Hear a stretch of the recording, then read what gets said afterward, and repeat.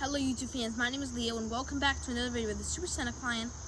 In this video, we shall be talking about a Japanese criminal who escaped prison 4 times, each a different way, and from 4 different prisons in Japan, before he's eventually had died when he was 71 years old in 1978. And before we get any further into this video, I do want to mention that we have not got any subs recently, so hit that subscribe button in order to help me reach 50 subs. Now, if you enjoyed the video, please don't forget to leave a like and a comment. But now, let's start the full story of Yoshi Shiratori, a Japanese criminal who escaped from prison 4 times in Japan. So, after he failed some jobs, he decided to go on a theft rampage. In 1930, that got him into prison, and after only 3 years of prison, he escaped. When in his bathing bowl, he found a way to pick the lock of both his handcuffs and his prison cell. Thus, he escaped. Next, after that, he was recaptured 1.5 years later into the next prison, the Akita prison. Now, how would he escape that? Eventually, he would escape through the air vents. There was a problem with that in his cell, though. The problem was, how would he do that? It was high up. So how would he do it? So here's the solution he found. So he climbed up to eventually work.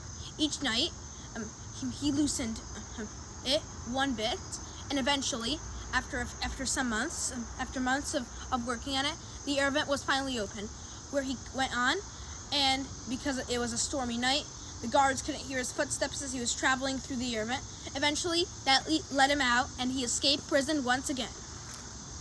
When he was recaptured, his escape would be much harder. He was in tight handcuffs in the Abashiri prison.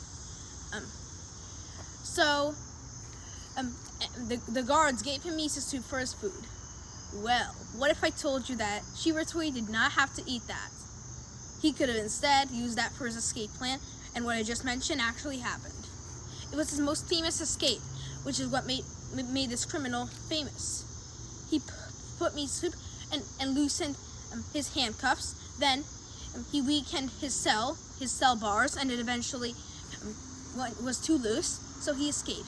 Due to it happening in 1944, particularly August 26th, it was wartime, so a wartime blackout would prevent the guards from seeing him, and thus he escaped for a 3rd time.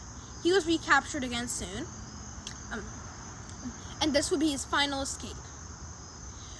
From the Sapporo prison, he escaped by digging a tunnel. This is a kind of famous plan for escaping, and it was just what Shiratori used for his final escape. Then, once that escape happened, and he dug a tunnel, he eventually was recaptured again, and he could even choose a prison that he wanted. In fact, what I forgot to mention for that final escape is that he was also sentenced to execution. And that's really important. So good that I mentioned it. Now, next, he was sent into a prison in Tokyo as a result of his choice. 14 years after he was sent there, he was released for good behavior, and he did not escape.